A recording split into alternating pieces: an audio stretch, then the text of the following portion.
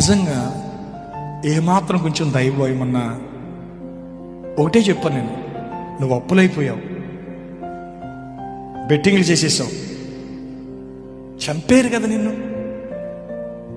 Case ఎడతారు, జైల్లో వేస్తారు.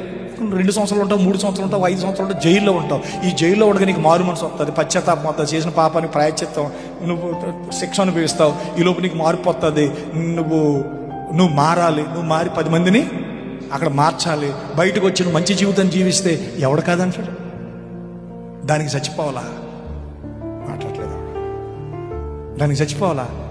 నువ్వు చేసావు, చంపారు కదా, కొంచెం చంపేస్తాను, మటర్ చేసి చంపేసినా పర్వాలేదు, కానీ నీకు నువ్వు చచ్చిపోకూడదు. చంపేస్తే చంపేస్తారు, ఎందుకు దానికి భయపట్టు?